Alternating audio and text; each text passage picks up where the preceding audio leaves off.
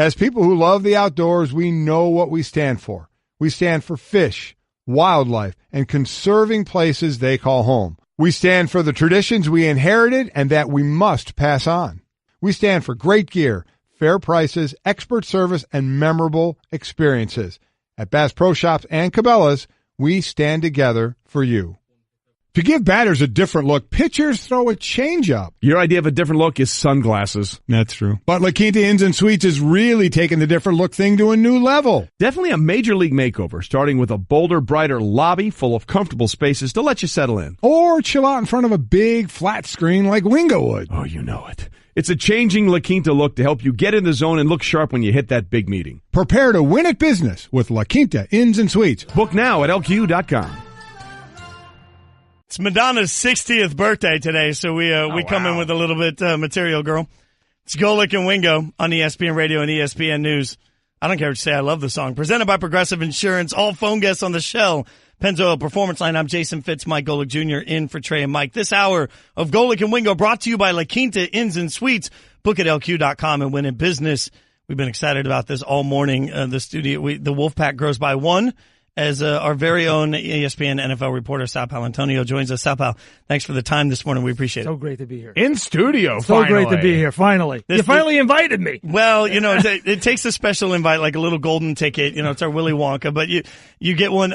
We were talking about, we're going to start with the important stuff. We were talking about punctuation earlier and the overuse of exclamations in text. I'm all for the exclamation point. 400 of them, if that's what it takes to get the point across. Where are you when you text somebody? Yeah, I will go with exclamation points when I want to get my point across. Sure, to my kids. No, yeah, that's probably. Yeah, but I get a lot of all caps. They throw that Seinfeld thing at me, with Jake Jarmel, the author, where I didn't want to put an exclamation point here, and she put them all in. Elaine put them all into the book that she was editing. So I get that back from them. So I kind of stay away from them, actually. That's incredible. Speaking of books, Philly Special, the inside story of how Philadelphia Eagles segue. won their first Super That's a Bowl professional championship. segue. I do it because you can. August 14th, so looking forward to that. Came out, and Sal, it's exciting stuff. So, what can people expect? Kind of a rundown of really not just the play. It's not a book about one play in particular, but really the whole run for the Eagles, the city of Philadelphia, and what it meant to this team. I didn't write this book for myself. I wrote it for my family who sacrificed 25 years where I cover this team,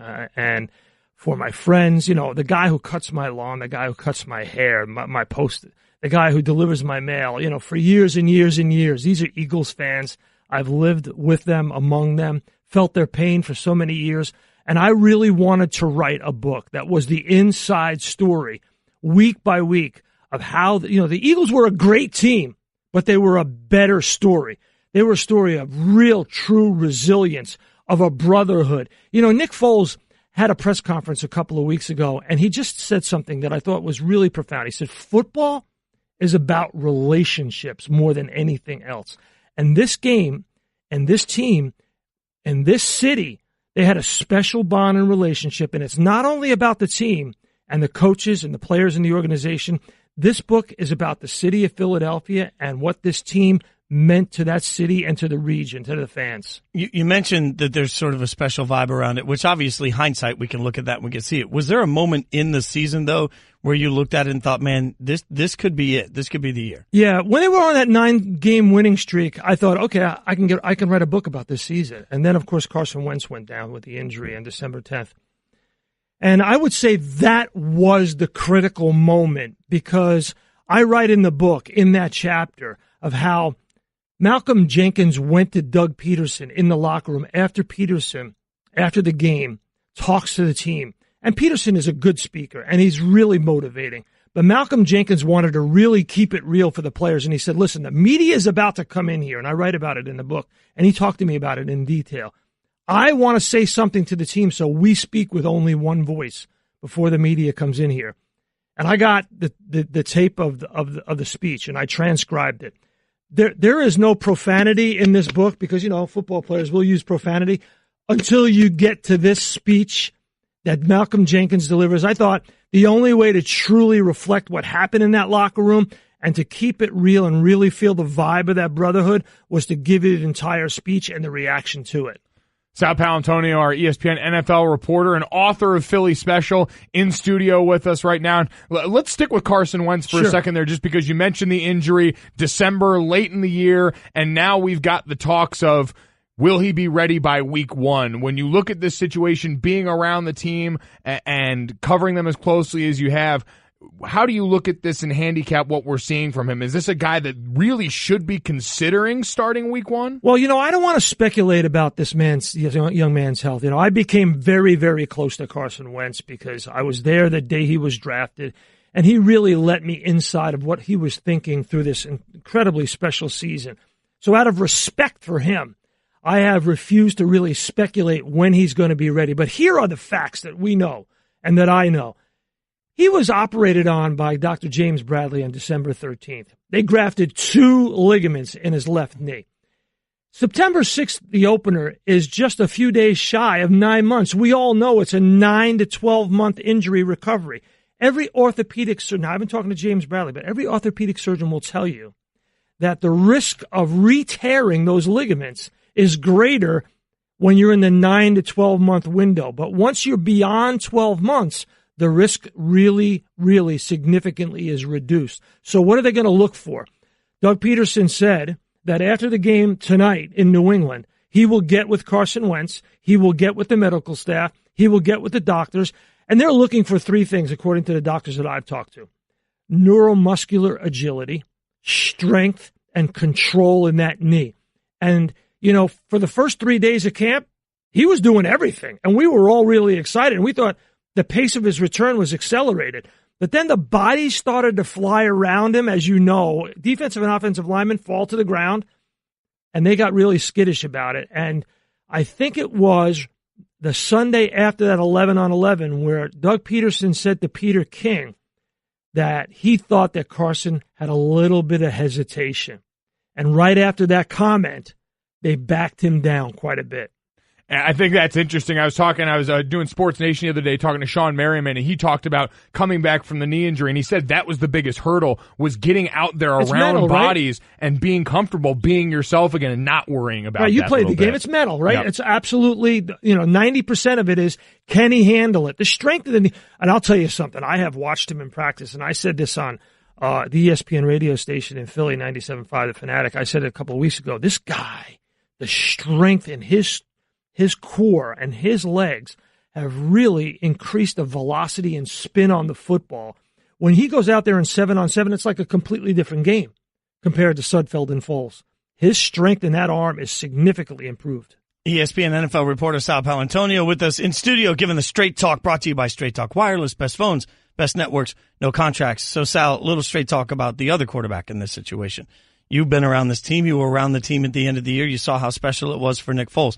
Many people were shocked that he's coming back, that he didn't try to get a job somewhere else, that he didn't leave the Eagles. What was your reaction to that? Well, they didn't trade him. And I think they wanted to hold on to him. I really do. I mean, they set a pretty high price for him, and I think that was partially because they wanted to scare people off, but mostly because they think he's really valuable to the football team. It's unprecedented, right, that you would trade away a Super Bowl MVP. Now, we've had Super Bowl MVPs who have left for free agency, like, the safety for the Dallas Cowboys. I forget who it was after he beat the Pittsburgh Steelers. Yeah, Larry Brown. Yeah, Larry Brown, excuse me. Went to my beloved Raiders that paid him too much money. Thanks for the reminder, Sal. Well, but nobody's been traded away as a Super Bowl MVP, so it would have been unprecedented. And, by the way, you don't know when Carson Wentz is coming back. So, and one of the things that I write about in this book, Philly Special, is the really fantastic, beautiful, actually, bond between Foles and Carson Wentz and Doug Peterson and Frank Reich, and how that led so quickly to Foles was a reclamation project, remember. He didn't play well at the beginning of December, and it really took a village to get him back to where he was comfortable against the Falcons in the divisional playoff game, and then in the NFC Championship game against the Vikings, he just lit it up.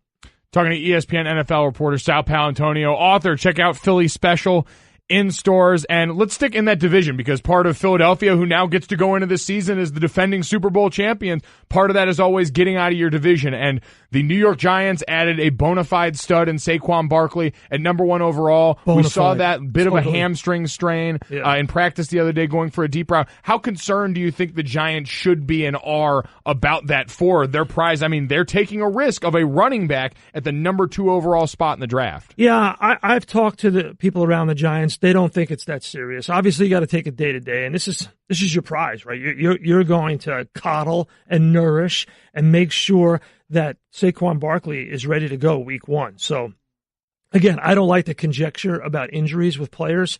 I think it's just a bad business to get into. But I was at Giants camp, and they're super excited with Saquon Barkley. Listen, the NFL now is about controlling the middle of the field because of the way penalties are now called. You can't touch anybody in the middle of the field. If you have somebody like a Gronkowski or like an Odell Beckham Jr. if he comes back fully from that injury, the Giants have players who can control the middle of the field. So now if you add Barkley, right, you have added another dimension to that offense that I think really makes it special. Go back to last year. The Eagles, 2 games against the Giants, a miracle 61-yard field goal by a rookie place kicker at Lincoln Financial Field. The Eagles win that game. And then if there's a pass interference call at the end of the Giants-Eagles game at MetLife Stadium late in the season, the Giants could have won that game. So the Giants-Eagles are always close. I think Eli Manning is very happy that they've rebuilt the left side of that offensive line with Nate Solder and the rookie left guard.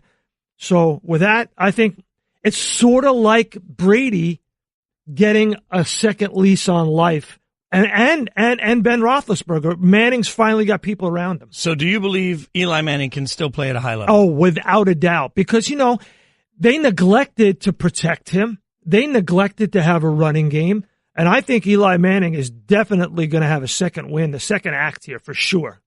When you look at, so I think Eli Manning, that immediately made me think of Jalen Ramsey and the comments that we heard. Who? Yeah, exactly. Eli with the classic veteran response to that, too, at this point, because he's heard the slings and arrows coming from the outside, but from the inside, from a guy like Jalen Ramsey, to be this vocal about criticizing some of his peers in this. What did you make of that, reading that article in GQ? I think players should talk. I'm a reporter. I want to hear them talk. I want to hear them give their opinions. And I want to hear Eli Manning's response, which was beautiful. Hey, man, I got 2 Super Bowl rings. Hello. So I like it. I get into it. As long as it's not on the field. I think once you start to take it onto the field and it becomes like an Odell Beckham situation or a Josh Norman situation where it breaks out into fights, then I think it's bad. So, Sal Pal, one of the quarterbacks that Jalen didn't have great things to say about is Andrew Luck. Andrew Luck, obviously working with Frank Reich this year, offensive coordinator you mentioned earlier with Nick Foles. What kind of head coach in your mind is Frank going to be? Well, I think Frank Reich is going to be a tremendous head coach. First of all, he can call plays. Second of all, I think he learned a lot from Doug Peterson. He learned the importance of emotional intelligence in dealing with players in the current NFL environment and locker room, and how do we define emotional intelligence? The ability to feel empathy with those people who you work with, the ability to adapt on the fly, the ability to understand what other people are going through and put them in the right positions to succeed. I think all of those things Frank Reich has and has learned from Doug Peterson. They have the same agent, Bob Lamont, out in California. Bob has been extremely successful since he started, representing Mike Holmgren. He's got a lot of head coaches and general managers, and I think Frank Reich is going to be terrific. Andrew Luck, I was at Colts camp. Here's what I saw from Andrew Luck. A guy who is sort of coming out of his shell. He is a really buttoned up, tight personality and has been for a while. And I have a conversation with him that's running on SportsCenter next week that's pretty revealing about how he talked to a therapist, about how he went to Europe to train. Until he said he looked himself in the mirror and he found certain things about himself that he wanted to change. So I think from a mental aspect of it, the way he's approached it, I think has been really important. And what I see on the field is a guy who's starting to air it out. I really do.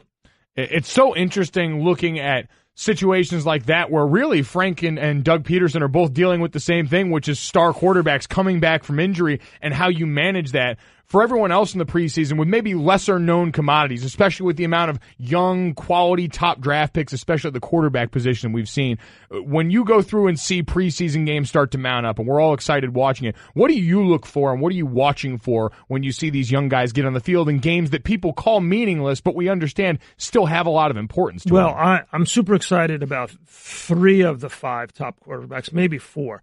Let's start with Baker Mayfield, the number 1 overall pick. He was number 1 on my board when the draft started, and I met him, and I was very impressed with Baker Mayfield. And then when you plug in the tape, and I'm the host of the NFL Matchup Show with Greg Cosell, and now with Matt Bowen this year. So, we're really excited to have Matt with us. But you plug in the tape and you look at Baker Mayfield. What does he do that you need the quarterback to do? In critical situations, he makes the right decisions all of the time. He's very accurate with the football at 2nd and 5, 3rd and 4, 3rd and 7, down near the goal line, in the red zone. Very accurate, quick decisions, accurate with the football in critical situations. For me, Baker, listen, I like Tyrod Taylor as a player, but Baker Mayfield was your number 1 overall pick. And he has shown to be a proven winner and productive player at the quarterback position. I don't see how you don't start him week 1. I really don't. Let's stick with quarterbacks for a second. I always like to ask the opinions of smart minds on some of the quarterbacks that we've had around the league a couple of years. We're waiting to see a leap forward. So when you look at the Jameis Winston, Marcus Mariota conversation that we've had so much talk about over the past few years, do you look at either of those guys and say, as players, just ready to take some sort of a gigantic leap? Well, let's look at Marcus Mariota first. Yes, absolutely. Why? Mike Vrabel. Mike Vrabel coming in. I think Mike Vrabel and Matt Patricia, we haven't had the kind of success from the Bill Belichick acolytes who have become head coaches over the years that you would think you would have.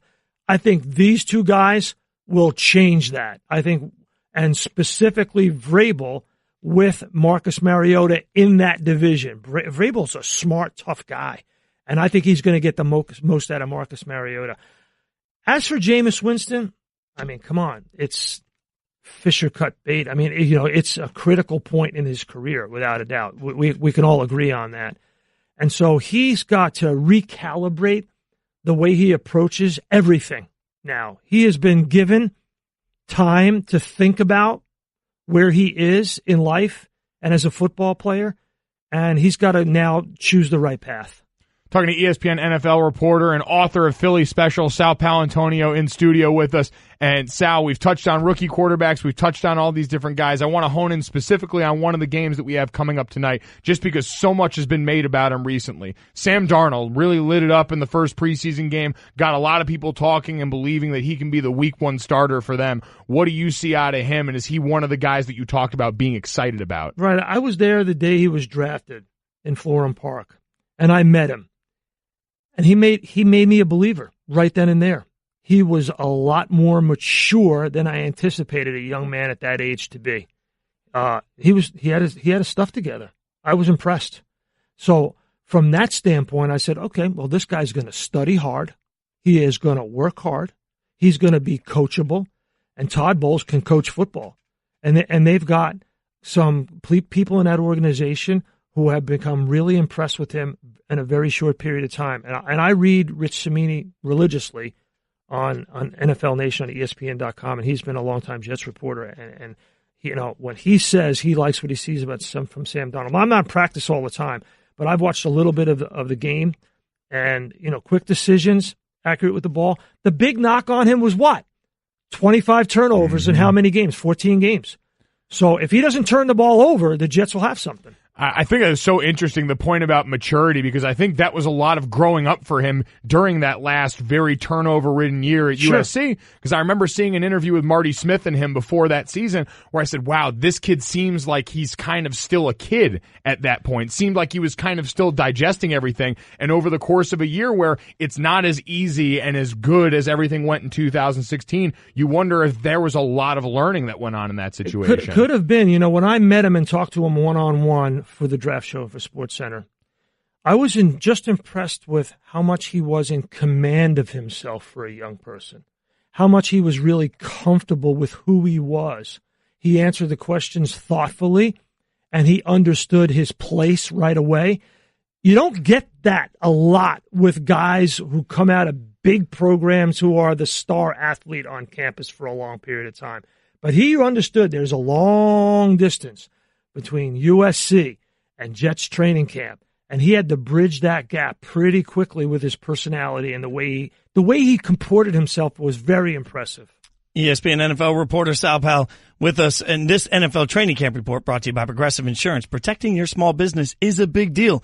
Cover what you've worked so hard for. Visit ProgressiveCommercial.com. The book, Philly Special, the inside story of how the Philadelphia Eagles won their first Super Bowl championship. It's available everywhere, people. Everywhere you buy your books, go get it. Here's the question. Can I just mention one thing? Yes, oh, yeah. please. It's the #1 football book in America right now on Amazon.com. That is Let's incredible. go. That is go. incredible. Congratulations, By my the friend. way, Sal, I have to fully embarrass our board op. Cliff is a huge Eagles fan. well. And I would say, see, they brought the green pen I here. knew that, so I bring green flares to make sure I sign it correctly. There we go. Say always on brand. So we got to get this signed up for Cliff right now. Make sure he's taken care of because he was going to be too nervous to not ask. So we got it done there. But you heard the #1 sports book in the country right now. Go check it out. Sal, great stuff as always. We appreciate you being here with us. All right, thanks for having me. Really appreciate it. Fantastic. Can't wait to read it. Support for the Golic and Wingo Show podcast comes from our friends at Rocket Mortgage by Quicken Loans. Let's talk about buying homes for a minute. Because of rising interest rates, there's a lot of unpredictability when it comes to buying a home these days. It's causing a whole lot of anxiety with folks. Well, our friends at Quicken Loans are doing something about it. They're calling it the power buying process, and here's how it works. Quicken Loans will verify your income, assets, and credit in less than 24 hours to give you a verified approval. This gives you the strength of a cash buyer. Then once you're verified, you qualify for their all-new exclusive Rate Shield approval. First, they lock your rate for up to 90 days while you shop. Now here's the best part. If rates go up, your rate stays the same. But if rates go down, your rate also drops. You win either way. It's the kind of thinking you'd expect from America's largest mortgage lender. To get started, go to rocketmortgage.com/Golic. Rate Shield approval only valid on certain 30-year purchase transactions. Additional conditions or exclusions may apply. Based on Quicken Loans data in comparison to public data record. Equal housing lender. Licensed in all 50 states. NMLSconsumeraccess.org number 3030. Ow. Yep, you guessed it. I'm a speed bump, so I've got one job. I slow you down. So imagine how I feel about Geico, who does way more. Like, not only could they save you money on car insurance, but they've been around for over 75 years, giving people fast and friendly claim service. Ow. Plus, they got a nifty mobile app that gives you 24/7 access. Ow. Just doing my job, buddy. Geico. Expect great savings and a whole lot more. It's Golic and Wingo on ESPN Radio and ESPN News, presented by Progressive Insurance. All phone guests on the Shell Pennzoil Performance Line. A lot of Philly talk. I mean, we got the Super Bowl rematch happening. We just had Sal Pal on. Remember, Philly Special, the inside story of how the Philadelphia Eagles won their first Super Bowl championship, is out where you get books now. #1 football book on Amazon, which is spectacular. From I feel like we got like Eagles love happening. Cliff totally fangirl. Salgal. Fangirl had me fangirl. There you go. No, Cliff walks in here with the Temple helmet. He gets ready to take the picture. He's like, Sal, can you hold the book up? He's trying to make sure he maxes this out. And I get it. Like, for Philly as a city, this was huge, obviously. But for the football world in general, it's pretty much every time the Patriots don't win the championship, we kind of have to celebrate because that tends to happen about 50% of the time. Well, especially when you have the Patriots not winning the Super Bowl and they lose it to a team like Philly, to a city like Philly that has been so close so many times, and it just felt like they were never going to get over the hump. It's the true underdog story, right? That's part. And Cliff, I don't fault you one bit, my friend, because I'm just saying, if and when the Raiders ever win a Super Bowl during my lifetime that I can actually see, I am going to go completely nuts. Like, I'll need a month off work, not including rehab. I'll go to all of the parades. It will be an absolute maniac. It'll be more physical rehab for you because your body is going to break down during that entire process. You're not built to handle that. No. Years of touring have eroded you. You're a shell of yourself. Not to mention, I'll cry every time it comes up. That's just I'm just accepting these things. The Super Bowl crier is what I'll become. Somebody that handled it better than I would handle my favorite team winning is Gina Lewis, who's going to join us on the Shell Pennzoil Performance Line. She put up a billboard near Gillette Stadium. You can get triple action protection for optimal engine performance with Shell V-Power Nitro Plus premium gasoline. Gina, you win a bet and suddenly you get an Eagles billboard next to Gillette. Explain to everybody how this went down. That is correct. It all started with a bet with a coworker. We were talking about Twitter one day. It was the day of Jalen Mills' charity softball game. I wasn't able to go, and he's my favorite player. So we were talking about how I purchased tickets for the cause, and I actually gave them away on Twitter. I wanted to give them to somebody who wasn't able to buy any. So that kind of opened up the conversation of Twitter and the retweet process and how that worked. And he asked me if it worked, and I really told him I didn't know because we were both – I was new to Twitter. He didn't have Twitter, actually. So he said, let's find out. And he basically said, you know, if I can get 4,100 likes and 3,300 retweets, that I can pick a photo of the Eagles and he would put it on a billboard here.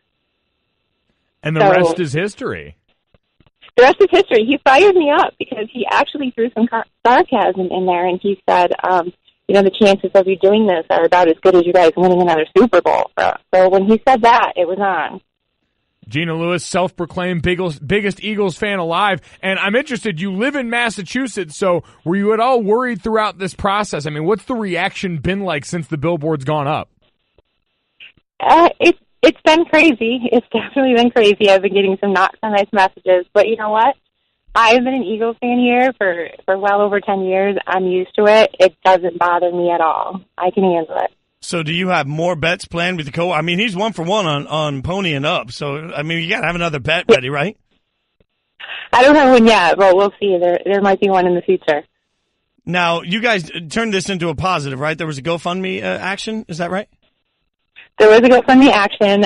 So what had happened when I won the bet, a lot of people reached out to me and they asked me, you know, not to keep the billboard hidden here in Western Mass. They wanted to see if we could get it closer to Boston and keep it up for a longer period of time, which, you know, brought a lot of expenses. The total for that was actually $5,000 for a 4-week minimum to do that. So we did. I have a great Eagles group on Facebook, the SBM Eagles group.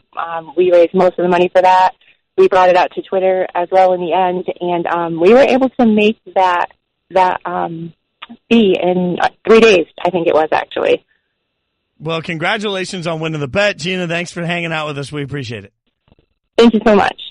So, I mean, that's pretty spectacular. I'll just confess right now, I'm sort of like the Stu Gatz on bets at this point because I've lost so many bets to Sarah Spain that you can usually listen to Spain and Fitz Monday through Friday, 6 to 9 p.m. Eastern. I've lost so many bets to Sarah. Like, I have a running list of things I have to deliver to her, and I still haven't done it. So, kudos to her. Forget the Stu Gatz. You're sitting on the set of a show that's watched one man lose more bets in horrific fashion than anyone I've ever met. My father is so bad at betting on sporting events like this. He would have somehow it would have wound up with him, you know, burying his bottom again on a billboard somewhere. The amount of adult nudity because of my father's penchant for sports betting is off the charts. It's Golic and Wingo on ESPN Radio, ESPN News, and that's Mike Golic Jr. I'm Jason Fitz. Did you guys have you guys washed cars in Speedo yet? Oh, no, we haven't actually had to put that one up yet. Thanks for bringing that back up, though. Yeah, well, no problem. So, you know, it's not just your dad that loses bets, but your dad pays them off, right? I mean, so far. Debatable. He still owes Stu Gatz a glute massage. I heard that happened. He said that happened on the golf retreat. No, you know, giving him like the old attaboy butt slap there does not count as a glute massage. That's what I do in the hall to you. So that's a fair point. I mean, we'll have to get Stu Gatz to chime in on whether or not he feels like he's been sufficiently glute massaged. I don't think that's the case. I would like my father to stay out of the betting business because it did not work out as well for him as it did for Gina. Do you have any football takes this early in the preseason? And I think what's interesting is that we all think we know, and by the end of the season, we're going to sit there and say, "Well, I can't believe it. 4 new teams made the playoffs, and these teams didn't." It always works out in a different way. Are there things you're so confident in right now, looking at the NFL season, that you would say, "Yes, I would gladly place a bet on that"? Like that team, I'm all in on. gladly place a bet on the team. The team I want to do that, because we've been talking about them so much this season, is the Chargers, right? Like, you want to say that this is finally the time where Phillip Rivers, who's been one of my favorite quarterbacks in the league for I don't know how long, and a guy that just seems so endearing when it comes to the way his teammates talk about him, the character, the bolo tie wearing, kind of sidearm slinging guy out of NC State. I really want this to work out for Phillip Rivers and the Chargers, but that Jason Verrett injury during the conditioning test just set a tone in my brain like, oh God, here we go again. Can we not do this? I think the AFC West is one of the tougher divisions to actually sit there and decide to take a flyer on, because the fact is, in my mind, the Chiefs should be the best team in the division, but anytime you've sort of handed the reins over to a quarterback that has so little proof of work, body of evidence on it, there's a spot to me where that makes me uncomfortable looking at the Chiefs wholly. I'm with you. I think the Chargers are the best team in the division, but they're always, not always, but perennially, they seem like they're always in the conversation, and they never quite put it together. So I'm not sure I can look at the West and feel comfortable or confident. I think the West is a tough one to pick. No, I think if you're looking for sure bets, like a team like New Orleans Saints to me seems like as sure a bet. You bring back a lot of what was consistently one of the best teams in the NFC. I thought going into the playoffs last year, maybe the best team in the NFC. Aaron Rodgers coming back, Tom Brady, like those guys are consistent bets. The one I'm interested in, because I grew up an Eagles fan. And so I grew up during the time when it was Donovan McNabb and Andy Reid and those teams that went to 4 straight NFC titles in the Super Bowl. That was an easy team to bet on because that was a consistently great outfit. It fell short because, well, that's just kind of what happened at that point in time. I'm interested for you as a Raiders fan right now with this team in transition. What is your comfort level, scale of 1 to 10, if you had to bet on this Raiders team? To make the playoffs? 1.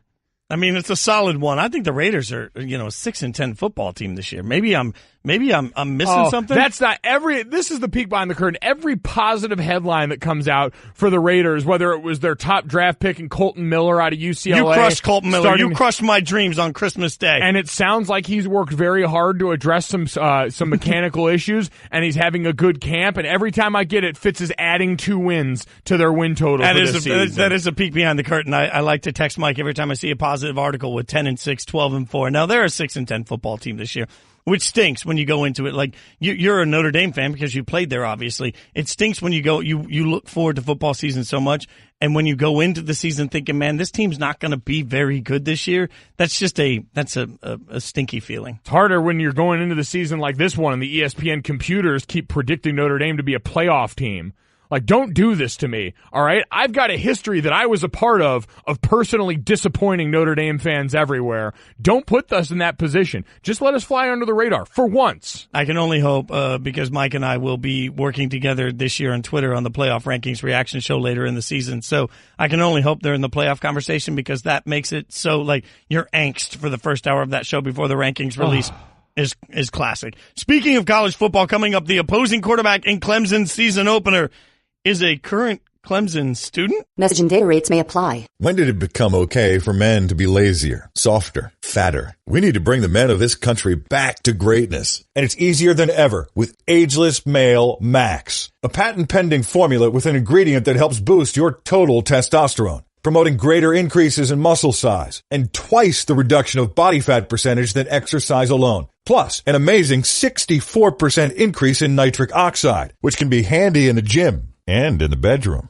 Take your manhood to the max by trying your first 30-day bottle free. Just pay shipping and handling. Not 10 days, not 15 days, but a full 30-day supply free when you text the word JOLT to 797979. Finally, a formula that boosts total testosterone. If your results with Ageless Male Max are too intense, please decrease use. For your free bottle, text JOLT to 797979. Text JOLT to 797979. Hashtag winning. Hashtag Florida man. Hashtag scam that the company's paying for us to play golf. Hashtag summer solstice. Are you kidding me? Yeah. I mean, seriously? Hashtag sad. Hashtag bad emoji. Hashtag let's bring back red. Hashtag maybe the only player. Hashtag not what you're looking for unless you're Kevin Van Valkenburg. And hashtag what's wrong with Verlander. Hashtag first and last is who are you? Hashtag trader motif. Hashtag content. Hashtag summer book. Hashtag never give it up. Love it. Hashtag not really because one of them was a Croatian own goal. Stop that now. I just love underneath it all of the different music varietals and the music beds that have been playing as Trey recklessly hashtags things throughout the sports universe. Sports Center brought to you by Dollar Shave Club. Dollar Shave Club is amazing shower, hairstyling, oral care, and yes, shaving products. So no matter how you get ready, they have everything that you need. And right now, you can get an amazing deal on any one of their starter sets at dollarshaveclub.com/Golic.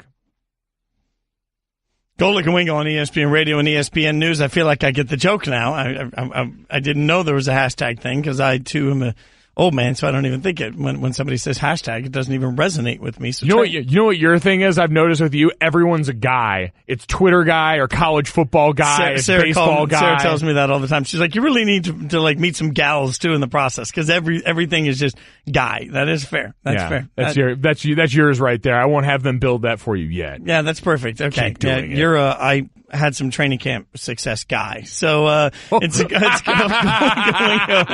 ESPN Radio, ESPN News. I'm Jason Fitz. He's my Golic Jr. I wouldn't call it success. Well, you stayed around for a little bit. So I'm being petty now. See what I'm doing? I'm being petty. We're going to get to the Clemson student who's going to play against Clemson in the opener in a bit. But today's ripe for one of our favorite segments in honor of me going off. It's time for Petty or Not Petty. The pettiest show in America. I don't want to make a mountain out of a molehill. Brings you. We are the pettiest show in America. Mm-hmm. Petty or. Can I finish? Yeah, go ahead. All right, thanks. Not petty. Team Petty. Here we go. All right. I thought maybe there's going to be fancy music. Yeah, all right, there we go. See? All right, felt like the Will Kane drop. The Marlins throwing at Ronald Acuna Jr. I screwed that up. Last night after he had led off the last 3 games against them with a home run. Petty or not petty? Oh, that's definitely petty, right? Like, the pettiest thing in a sport like baseball with so many unwritten rules that get enacted just because of people's hurt feelings. This one, not in retaliation for any real grievance other than you're doing too good. Like, that's straight out of the Player Haters Ball sketch from Chappelle's Show. Yeah, 100% this is petty, and this is flat-out cheating. I'm also going to say that again. It is flat-out cheating. You see, this is...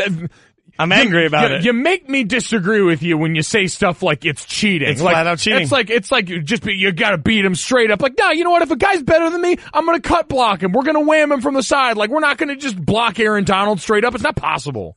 So we know that you are a hashtag cheater. See what I did there? I brought back the hashtag too. Devin, try and read the next one right. We are the pettiest show in America. Wow. Mm-hmm. Eli Manning's response of who when asked about Jalen Ramsey's comments about him. Petty or not petty? I'm going not petty on this one just because this is just such a classic old guy response. Like, that's the who? I don't even know who we're talking about here. Young kid. I'm surprised Eli Manning didn't say whippersnapper. You're an ageist. Whippersnapper. You are an ageist. Snapping right? whippers. And if a young guy had been like, who? We'd be all over it. Oh my God, this is petty. If it was 2 NBA players talking about it and be like, who? We'd be talking about how petty he is. This is petty Eli, and I love it. I'll take any personality I can get from Eli Manning, including the petty personality. Not petty. The pettiest show in America. If he'd have said who mans is this, I would have awarded him bonus points. Tom Brady not shaking Nick Foles' hand after the Super Bowl. Petty or not petty? Ooh. You know what? I'll make this one petty because I feel like Tom Brady is a guy. He's a champion. We so often associate him with all these great things. Why not allow him to also add to his petty resume just a little bit here? We've gotten a window into the Patriot world we've never seen this offseason. Maybe there's a little more of that to Tom that meets the eye. Okay, somebody give me a time machine to go back here. Was there some major distraction that kept him from shaking hands? I mean, was there something that happened that prevented it? Yeah, the scoreboard. I mean, I don't know. So the question is, if it's classless, is it also petty? So I'm going to go petty. I'm going to go petty on this. I'm full in on that's the like petty. A square rectangle thing. It's not always classless, but it is petty. Yeah. Petty or not petty? Blazers guard C.J. McCollum saying it's disgusting that star players are joining the Warriors. Petty or not petty? Of course it's petty. No way. Petty. I mean, this is as petty gets. Let's just be honest here. He would take all those star players joining his team. I mean, he could sit there and talk about what players should and shouldn't do, but ultimately, I mean, he would, that if everybody was like, oh, we want to come play with you, CJ, you would be like, no, I don't need your help. I don't want any free agents to join me. This is petty. Get over it. It's not petty. It's just the sad. pettiest show in America. This song, coming up in a second, Petty or not petty? It's petty. I was going to let Music Guy handle that one. Yeah. I really don't know Tom Petty very much at all. And so if you were to just quiz me on these alone. Did you just call me Music Guy? Yeah, you're Music Guy. Oh, so now you can have Guy, too. When I have Guy, it's a problem. Congrats for picking up on the subtlety of that. Oh, subtlety has never been Mike Golic Jr.'s stand. Show in America. I mean, this is where we are at this point. We're bickering like an old married couple. I'm just glad they're steamrolling you with the billboard there. Wow. That was the last one, so good job, guys. Oh, wow. I'm proud of the pettiest show in America. I'm proud of that Music Guy. I don't want to be lumped into some like general stereotype you have of You know what you're definitely not, though? Pronunciation guy. Wow, you're not hair guy either, but we don't talk about what we're good at. I don't know. I don't know where this thing. I don't know. I don't know where all this went. I don't know where all this went. Really, we get along. I promise. It's been one of those mornings so far. Golic and Wingo, ESPN Radio, ESPN News. I'm Jason Fitz. He's Mike Golic Jr. in for Trey and Mike as we continue the petty or not petty conversation throughout the course of the morning. I don't know when we got to hashtag. Let's just get to the heart out here. Yeah, that's fine. This Coming up, far too long. Week 2 of the NFL preseason starts tonight, which I am so stinking excited for. I'm not going to lie. I love preseason football. I don't care what any of you say. We'll head to D.C. next. Talk to our play-by-play guy. That's next. Golic and Wingo. Preseason guy. As people who love the outdoors, we know what we stand for. We stand for fish, wildlife, and conserving places they call home. We stand for the traditions we inherited and that we must pass on. We stand for great gear, fair prices, expert service, and memorable experiences. At Bass Pro Shops and Cabela's, we stand together for you.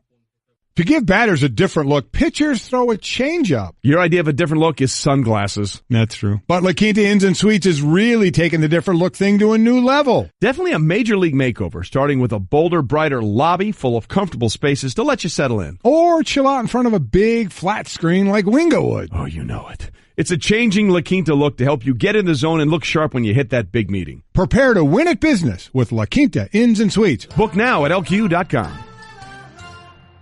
Golic and Wingo on ESPN Radio and ESPN News. You can't come in until the drums fill. That's just a rule on that one. Presented by Progressive Insurance. All callers on the show. Pennzoil, Performance Line, Mike Golic Jr., Jason Fitz. We're in for Trey and Mike.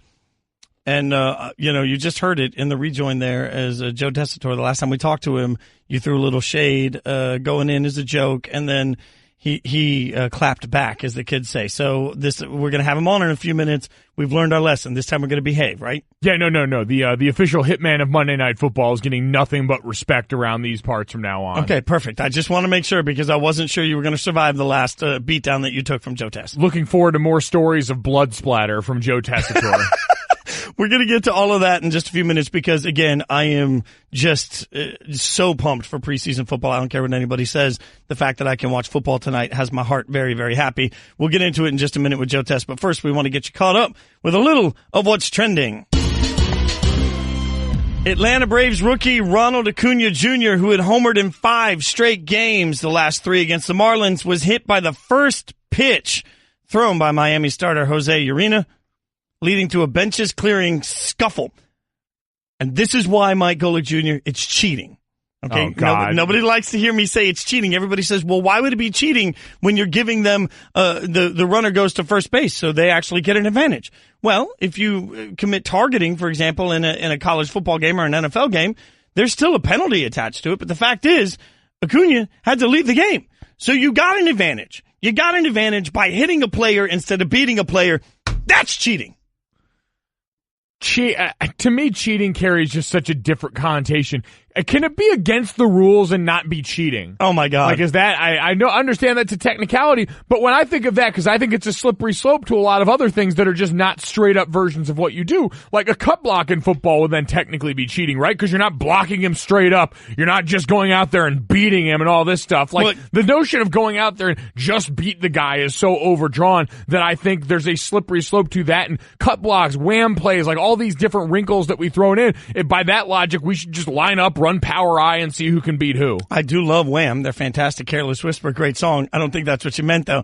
Let's remember the pitch that hit Acuna was 97.5 miles per hour. That's the fastest pitch that Urena has thrown to open a game, according to stats and information.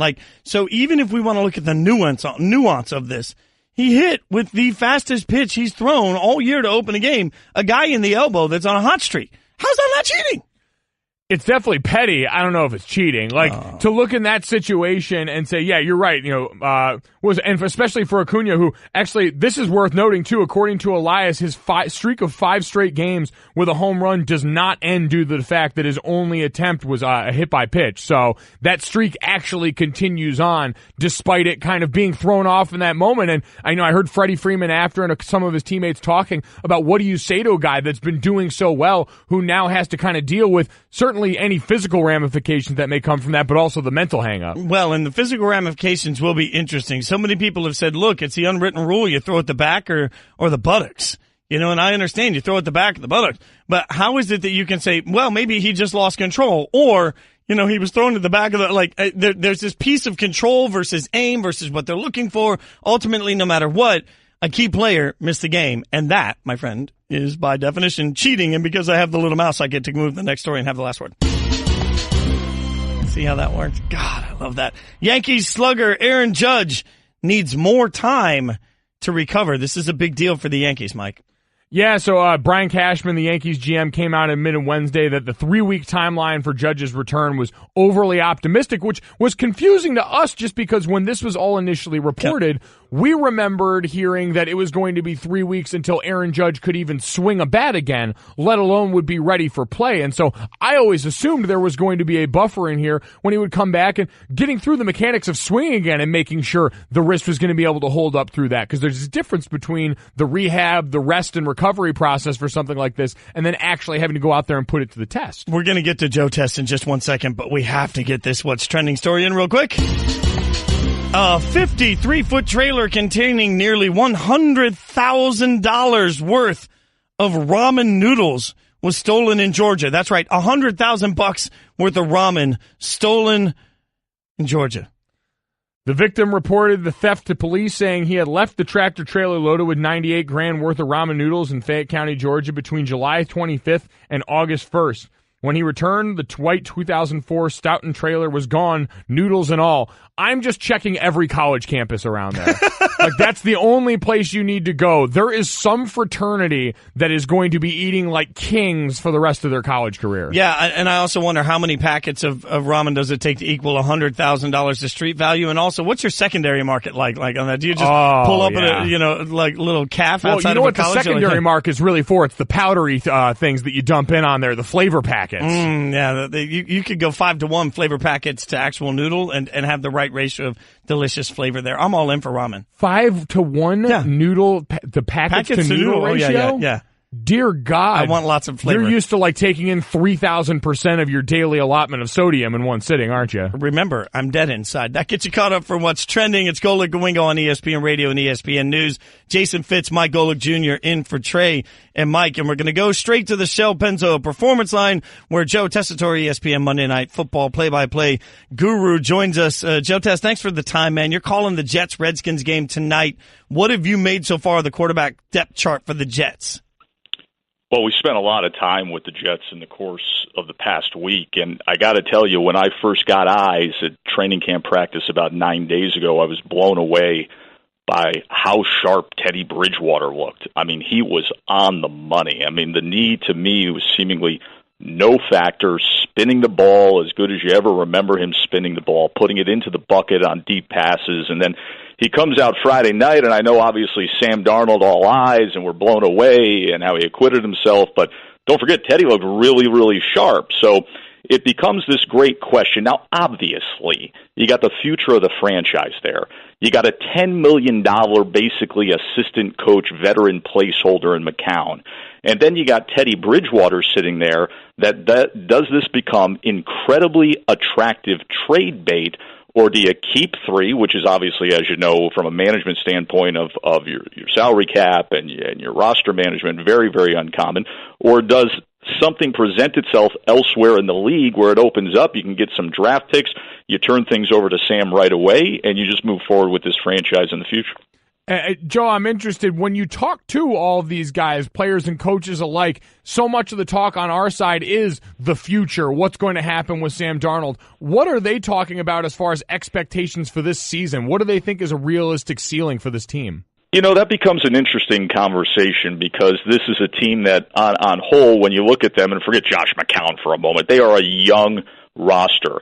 And a team as a franchise that's going to be sitting on a lot of salary cap room come next off season. They are primed to be able to really hit the market and do something explosive. And you almost get the sense that even though Todd Bowles is in his fourth season as the head coach, that they've accepted that they've pressed the reset button. That last year was actually almost, in a way, year one. And now by moving forward with Darnold and having Jeremy Bates now his first season as the offensive coordinator and changes with the coaching staff, that this is a reset and the future starts now, and you start building and you worry about your foundation, you put the pieces together, and this is a long-term plan here. So as for this season, yeah, I mean, the expectation is at the end of this season you can say that you took steps forward. It doesn't necessarily have to be defined by did you make the playoffs or not. Now, that's weird to say in a a must-win league where results are immediate, but I think that's where it is, Junior. That surprises me a little bit, Joe Tess, because when you talk about the last 2 years for Todd Bowles, 5-11, 2 straight years, are you surprised that they have that level of patience with the coaching staff in general entering this project of rebuild? I think it's what they've decided on. I think it's what they've said, hey, you look around and do we want to keep spinning our wheels or do we want to take this approach? And I think they're very comfortable with that. Talking to Joe Tessitore, the voice of Monday Night Football. I won't ever make that mistake again, Joe. Not after. No, that was bad. That was bad. And I'm sorry about that. And I know you and I haven't worked a lot together, but you just sent me down a path there where I had to bring it. I apologize for that. And then you start talking about coffee with me. Like, of all the things, if you're going to talk coffee, tequila, or cured meats, you're just going to get me to a place where you really don't want to go, bro. Oh, I mean, I do want to go. I want to go on a mandate with this, like coffee, cured meats, and tequila. That sounds like get a your great butt down in New Haven, Connecticut, and we'll have a night of it. Come on, Woo! Get after it. There we go. That's the next V Foundation auction item up for bid right there as we talk to Joe Tessitore on the Shell Pennzoil Performance Line. All right, outside of tequila questions, of which I have many for you, Joe. Blanco, only answer. Move on. Next and don't bring me Patron, bro. We're going to Hotel California. We're going Casamigos. We're going Altos at minimum. Oh, move on. See, I knew we had a Casamigos guy. I knew I liked you, Joe. A little bit of a sellout there with the $2 billion purchase with Clooney, but still, it's good. I'm in. All in. We're all in here right now. Let's talk about if we're all in on the Redskins or not. This has been an interesting team because when I looked at this division at the beginning of the year, there was part of me that said outside of the Philadelphia Eagles is my clear number one. You could make a case. Alex Smith comes over now as the quarterback replacing Kirk Cousins. When you look at this Redskins team in preparation for tonight, how high do you see the ceiling for this group? Well, the questions are on defense because obviously they have to be better against the run. I think they instantly do that by the guy who, in covering college football in recent years, I don't know that there's a player that I appreciated more than Deron Payne. Especially calling that thrilling Sugar Bowl where the guy became a one-man show with the interception and then the touchdown reception. But I think he's a guy that in the middle is more than just, a two-gapper. He's a guy that can be disruptive in the backfield. He can generate pass rush from the interior. But, he can be a three-gapper. This is a guy that's going to take on a couple gaps and plus maybe get the running back trying to leak out of the backfield. So I think he instantly solves that. They just need to be better defensively. Obviously, Ryan Kerrigan gets a lot of production off the edge, but they need to be better against the run. By having Alex Smith right away, you know what the floor is. You know that there isn't a downside. You know that things are going to be well managed. You know that you can expand the playbook a little bit, which I'm actually curious to see what Jay Gruden does and what his comfort level is with some of the stuff that we've seen with Alex Smith in recent years, how much they're willing to expand that. Also, questioning even how much we see of Alex Smith tonight if you don't have both tackles in this game. Trent Williams is going to sit this one out. There's talk that Morgan Moses is going to take a break tonight. So if that's the case, if you don't have your starting tackles, I don't think you're going to see Smith in the first couple possessions. So you'll see a hefty dose of Colt McCoy here tonight. This is a team that's playing, and Smith talked about this when we sat with him yesterday and Witten and Boog were hanging out with Alex Smith. We said, all right, where are you at this stage of your career and what's your mindset? And he's so humble. He said, I feel like I have to prove myself because of this division. He looks at the NFC East as being a powerhouse division, and he's really driven to prove himself in this division. I agree with you, it's a loaded division. There's upside because of Smith. They need to take a step forward defensively, and they need to stay healthy. That's critical. Talking to Joe Tessitore, play-by-play for Monday Night Football, who you will hear calling this game tonight. And, Joe, what has the reaction been like internally for them? We've talked so much about defense and the quarterback position, but at the running back spot, the loss of Darius Geis, a guy who it sounded like they were really high on during camp. Well, there's no doubt they were really high on him, but they're also, if you spend enough time with Jay Gruden, he's going to tell you how much he likes Rob Kelly. Now, last year, remember, they were banged up when it came to the running back position, but when Kelly was healthy, he was effective. The game against the Rams, he was sensational, but then the issues with the ankle and knee. But Gruden has always loved his potential. And then Chris Thompson, you know what he is in terms of when you get to the third down situations. He obviously had the broken bone last year, happened late in the season, but prior to that, he was the best receiving back in the NFL. Samaje Perine can be a first and second down guy, so they're willing to go with that committee. The issue is with Geis, he's a three-down back. You know, with Kelly and Perine and then switching off to Thompson, I think the defense knows what's coming at them. But still, they were very contented with what they had last year when they were at full health. We're not going to see Chris Thompson tonight. He's going to sit that out. You'll get Kelly. You'll get Perine. You get a little bit of a look at Byron Marshall, who, as college football fans remember, was very, very good early on in his career at Oregon. We'll see if they keep five backs. I think with the new kickoff rule, it's advantageous now to have the fifth back on your team as well as the big safety on your team, where that used to be a roster management spot of linebackers and tight ends. But with this new kickoff rule and things playing more like a punt, I think you want to keep more running backs. So I would expect Kelly, Thompson, Perine, Marshall, and they do like Capri Bibbs as well. We're talking to the voice of Monday Night Football, Joe Tessitore, on the Shell Pennzoil Performance Line. The Jets-Redskins tonight, 8 p.m. Eastern on ESPN and the Watch ESPN app. Joe, you said something interesting to me a little bit ago when you talked about Alex Smith and Jay Gruden. You said that Gruden's comfortable knowing what the floor is for Alex Smith. So with Jay Gruden, what's the ceiling for Alex Smith? I mean, this is a guy that last year led the NFL in passer rating. This is a guy that can obviously take advantage of things out there. I mean, pre-snap, he's elite. You got a guy who's in his 14th season. So I think this is a team that, with Alex Smith, can, if things break the right way, work their way to be a 10-win team, a playoff team. I see them as, as the top end of being an NFC wildcard team. Now, I will say this, and I think you guys would feel the same way. When you sit here all off season and you size up this league going into the season, I think the NFC is as loaded as I've ever seen a conference in that middle ground. And if you put the Skins towards, the bottom middle half of that middle ground, that is a mountain to climb. Doesn't mean it can't be done. We've seen teams that have done it that have been in a similar standing where things stay the right way and you get it done. I mean, look at recent years. Look at Super Bowls in recent years. But that middle ground of the NFC is so thick with talent right now.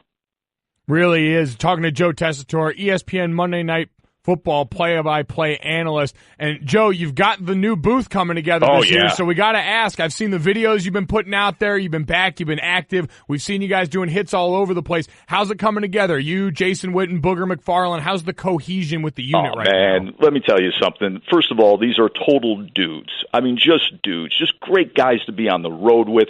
All we do is bust chops, laugh, have fun, talk ball, long dinners with a lot of hydration, which we enjoy very, very much. And that gets us to a good place of just being brothers on the road, having fun. We're going to be joyful tonight, man. We are back calling ball. We've been sitting here doing rehearsal games and voiceover booths. We've been doing rehearsal games last week, up in the Meadowlands.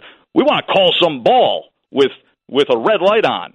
All right. We're ready for it, man. I'll tell you what, though. You know what I'm looking forward to is the post-mortem review meeting late tonight because I'm flying in Jalen Ramsey just to criticize the guys. Oh, there we go. Bring him back down to earth a little bit. We'll see who's trash or not, right? Joe, no doubt. Be honest. You're talking about fancy big dinners here. What kind of cured meats y'all eating when you're prepping? Boog is hysterical because, Boog has been working with me on the college football side for 4 years now and often comes up to Connecticut. And I've turned Boog now into this Italian cured meat snob. I mean, this guy everywhere we go is all about the charcuterie and the prosciutto and the salami and the sopressade and the hard sausage. It's unbelievable. I've never seen a guy from Winsboro, Louisiana turn into an Italian-American snob so quickly in my life. He's all over it. All right, Joe, first dinner, big one's out there. They come over with the tab. Who's reaching for it? Who got there these first? Guys are generous guys. Come on now, but we're hanging with purple cards too. That business card isn't bashful. I mean, we're not bashful about that, bro. Let's go.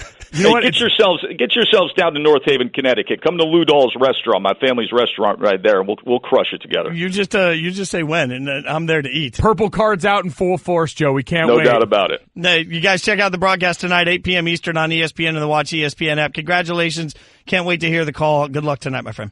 All right, guys. Talk to you soon. Support for the Golic and Wingo Show podcast comes from our friends at Rocket Mortgage by Quicken Loans. Let's talk about buying homes for a minute. Because of rising interest rates, there's a lot of unpredictability when it comes to buying a home these days. It's causing a whole lot of anxiety with folks. Well, our friends at Quicken Loans are doing something about it. They're calling it the power buying process, and here's how it works. Quicken Loans will verify your income, assets, and credit in less than 24 hours to give you a verified approval. This gives you the strength of a cash buyer.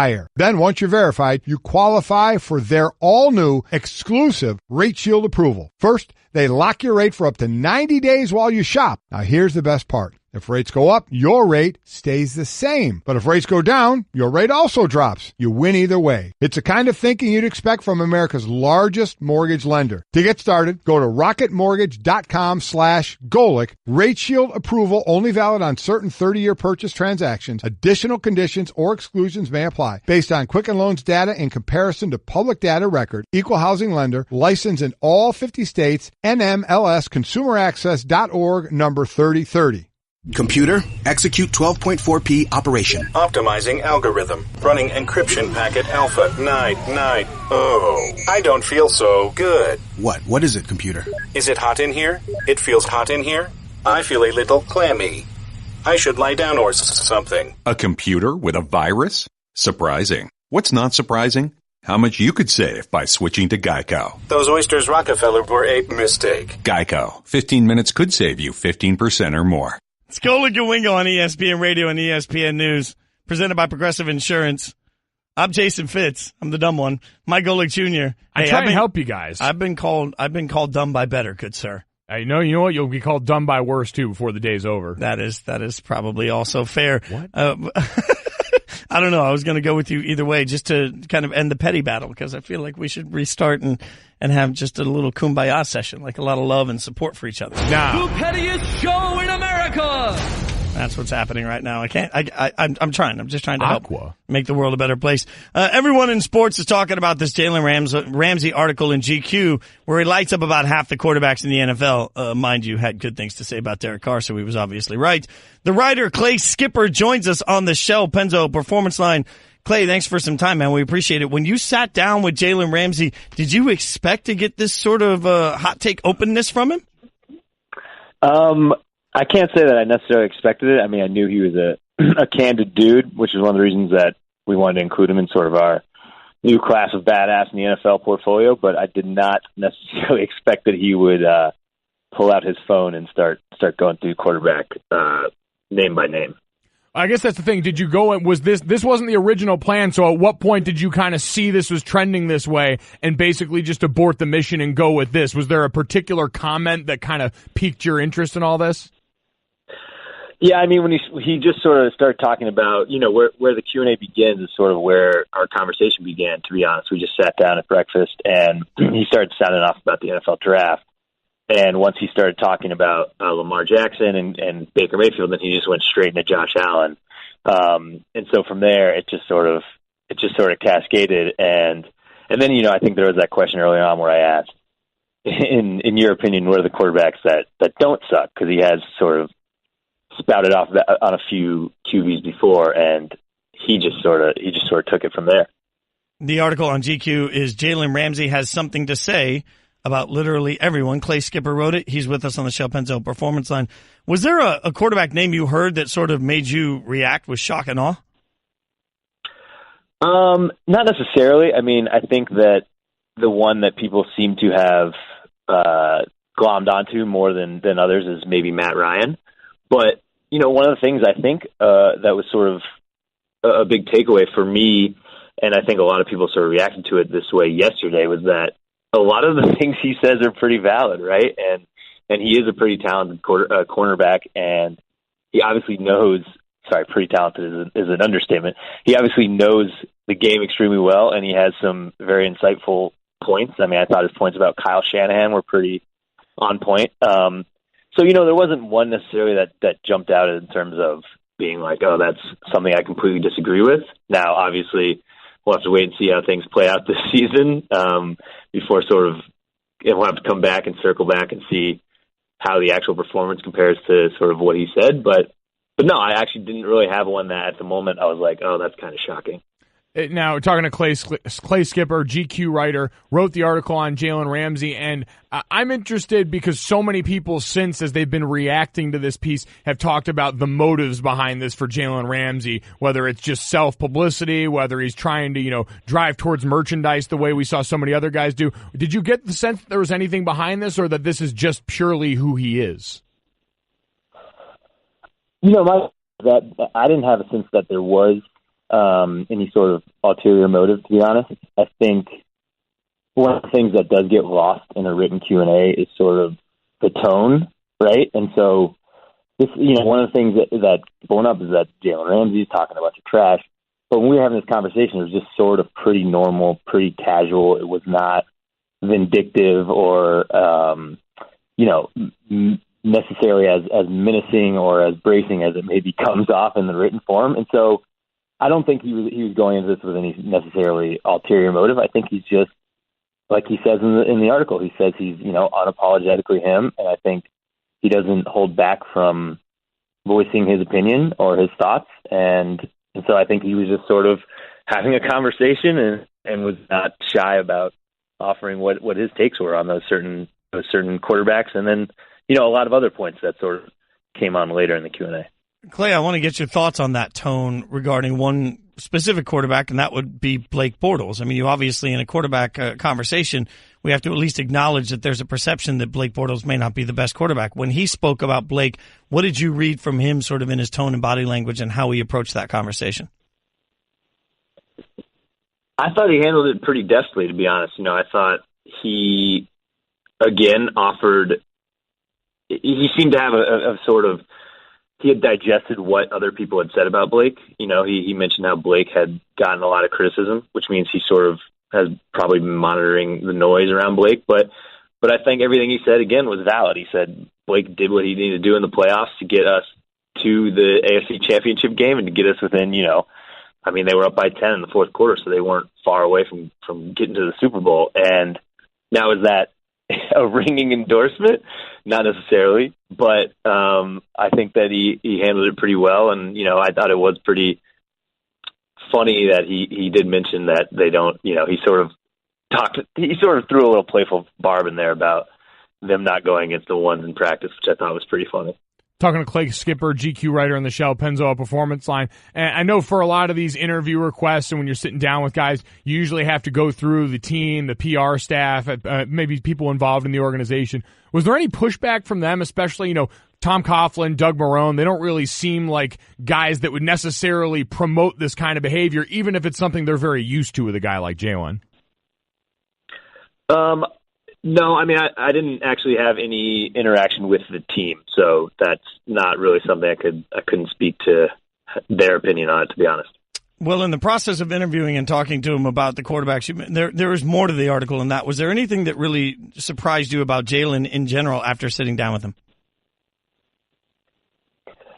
I think the main thing is, again, I know I said this earlier, but the candor, right? I think it is very refreshing. You saw the reaction yesterday to this story, and I think because of that, a lot of athletes don't necessarily speak their mind or voice their true opinions. And It's sort of amazing, and I think personally, as both an interviewer, but also just as a football fan, it's pretty refreshing to hear a guy just give his true thoughts and everything, and not give a pre-rehearsed,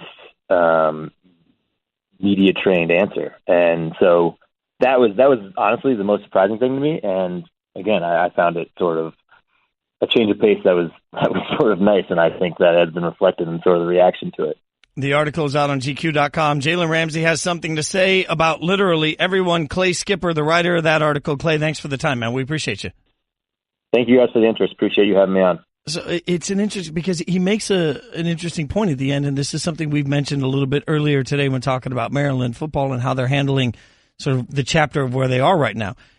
There is a fine line for athletes, and we seem to have a moving line, a moving target on what we expect from athletes. At times, we get tired of canned answers that tell nobody anything. And then a guy comes out and he's refreshingly candid, as Clay said, and he comes out and sort of speaks his piece, as Clay said.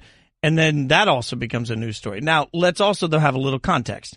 Jalen Ramsey is currently he has a 1-week suspension from the team because of things he said about the local media in preseason games. So there is a point here where you have to believe that Tom Coughlin and the team may not love this, but it is part of Jalen Ramsey, and it's an embraceable part of Jalen Ramsey in a world where we want our athletes to say something. You're always going to allow more from players that produce the level which Jalen Ramsey produces. Now, Tom Coughlin and this group have demonstrated last year suspending Leonard Fournette during the season for missing a team function. These are things they're not going to tolerate from anybody, but it's not going to be some damning end to the relationship. And even with the timing of this, because it is tough, this coming out with that suspension also recently a part of this news. But going back to your point about the way different groups receive this, I think that's just it. We're always talking about different groups when we say that. There's going to be a group of people that wants to hear actual answers from players. There's going to be a group that wants to hear and see these guys open up and give us their personalities and opinions, and that is a far cry from the group that would rather these just guys shut up and play. The people criticizing this article are people who would rather hear Tom Brady come out the other day, those answers on WEEI that were about as canned and formulaic as you can muster up. Yeah, and ultimately this is conversation because he said strong things, but it's also conversation, to your point, because Jalen Ramsey has been so good. I don't care what anybody says, and I know that Michael Wilbon, we talked about it earlier, sort of questioning who is he to have these big opinions. Jalen Ramsey is a special player right now, and that gives him more of a platform when he speaks his mind about quarterbacks than many players in the NFL would have. Yeah, I don't even know if they're that. The more I read them and just hearing him talk about the tone, I don't know if they're really strong opinions as much as he's a young guy, because part of this is youth times accomplishment, which we always have as a prerequisite despite ability before you're allowed to say anything about any topic in the league or anywhere else that seems to come up. But I think when you factor those things into it, that's a strong reason why you're going to get some pushback here. But it's also just a league where we're not used to hearing a lot of this as often, as early, and just as plainly from a guy like this. I always say this, if it was the NBA and it was somebody coming out just reminding you how trash the Western Conference is, we would embrace every second of it and we'd love it all. So I'm here for it all the way with Jalen Ramsey doing it. It's entertaining to watch, and it has to be taken seriously with his accomplishments. Coming up, we had a brouhaha in baseball, and I've got a bone to pick with the former big leaguer. Message and data rates may apply. When did it become okay for men to be lazier, softer, fatter? We need to bring the men of this country back to greatness. And it's easier than ever with Ageless Male Max, a patent-pending formula with an ingredient that helps boost your total testosterone, promoting greater increases in muscle size and twice the reduction of body fat percentage than exercise alone. Plus, an amazing 64% increase in nitric oxide, which can be handy in the gym and in the bedroom. Take your manhood to the max by trying your first 30-day bottle free. Just pay shipping and handling. Not 10 days, not 15 days, but a full 30-day supply free when you text the word JOLT to 797979. Finally, a formula that boosts total testosterone. If your results with Ageless Male Max are too intense, please decrease use. For your free bottle, text JOLT to 797979. Text JOLT to 797979. The wide by Urania. First pitch. Drilled him in the left elbow. Acuna walking in the direction of Urania. And the Braves are coming out onto the field, and the Marlins are coming out onto the field. Brian Snitker's right in the middle of it. What did you think of the first pitch of the game? It's a shame. He's my kid. I'm going to protect him. It was obvious that was intended to hit him. And all he's doing is just playing the game. In your mind, was it stupid or part of baseball? It was stupid. Stupid's one word for it. Classless. Cheating. You've got to read to do. I just was worked up. You know what another word for it is?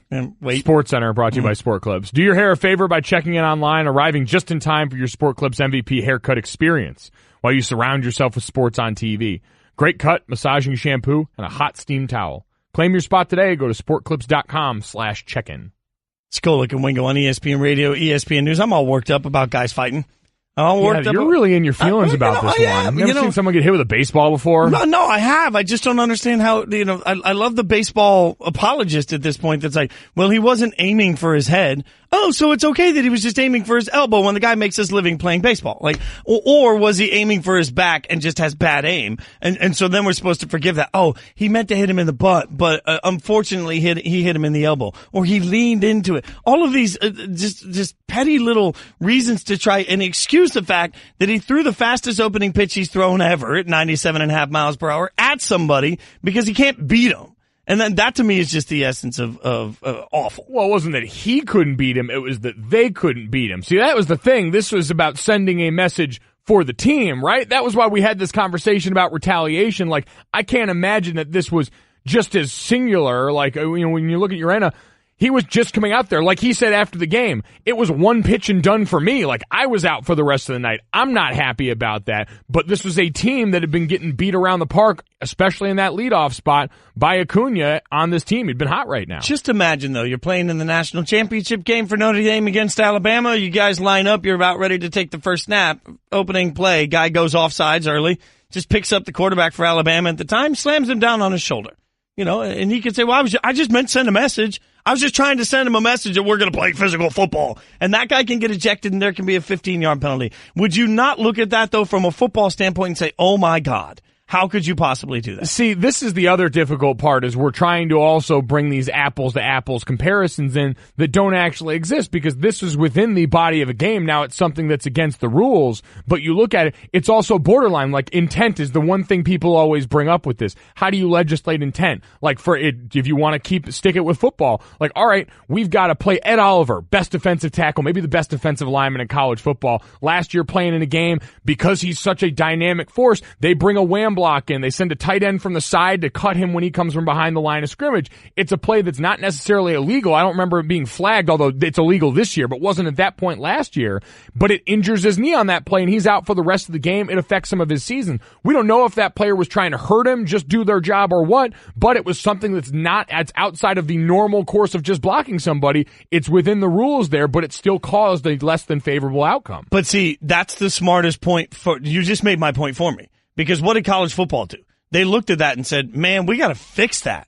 Like, somebody's going to get hurt, and it's ridiculous. So we're going to fix it. And they changed the rule this year, and that same play would result in an ejection, and it would result in a penalty, right? Now, we can make the argument all day that obviously Urena got ejected. He was ejected. So there's your penalty. That's fine. But you have to look at it at some point and say, when are we going to evolve as a sport and start saying, okay, just because they used to throw at pitchers or batters doesn't mean that that's still what you can do. You're throwing 97.5 miles an hour at somebody, and it's maddening to me. And then the other part of it is you've got guys that still support it. Keith Hernandez, Mets TV analyst, was on SNY, and this is what he had to say about it. Killing you, you've lost 3 games. Right. He's hit 3 home runs. You got to hit him. I'm sorry. I mean, people are not going to like that. It's, you got to hit him, knock him down. At least, I mean, seriously knock him down if you don't hit him. And you never throw at anybody's head. You never throw at anybody's head or neck. You hit him in the back. You hit him in the fanny. I'm just saying, how is that much different? I understand there's not a cash component to it, but how's it different than Bountygate was in that sense? You're sitting down saying, you know what, you're just going to hit him. You're going to get him out of the game. I understand Bountygate was cash to get players out of game. We don't like that being incentivized. But the message behind it is the same. I'm going to get this guy out of the game so we can win.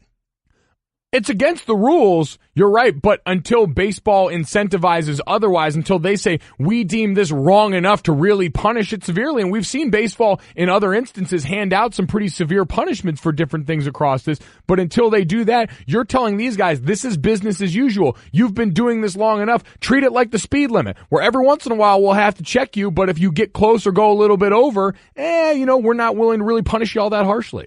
I got a speeding ticket once for going 3 over in Nashville. I'm not kidding about that. I'm still sort of traumatized by it. Chipper Jones agrees with me, his tweet. So by this way of thinking, Jacob deGrom should get drilled because he's the hottest pitcher on the planet? No, I enjoy watching him pitch, and I enjoy watching Raj play the game. I'm old school just like this broadcaster, but these comments are way off base. This mindset of, man, I mean, again, what are they going to do when you're going in the World Series? I mean, if we're just okay with it, awesome. If I manage a team, the first thing I tell my pitchers, if I'm in the World Series against the Yankees, take out Aaron Judge, take out Giancarlo Stanton, and now let's have a series. And that's why if I'm Major League Baseball, I would want to address this because Acuna is one of the big, bright, young stars in your game. You want these guys on the field. You don't want something dumb like this taking a potential moneymaker for the league off the diamond at a critical juncture of the season. I understand the unwritten rules.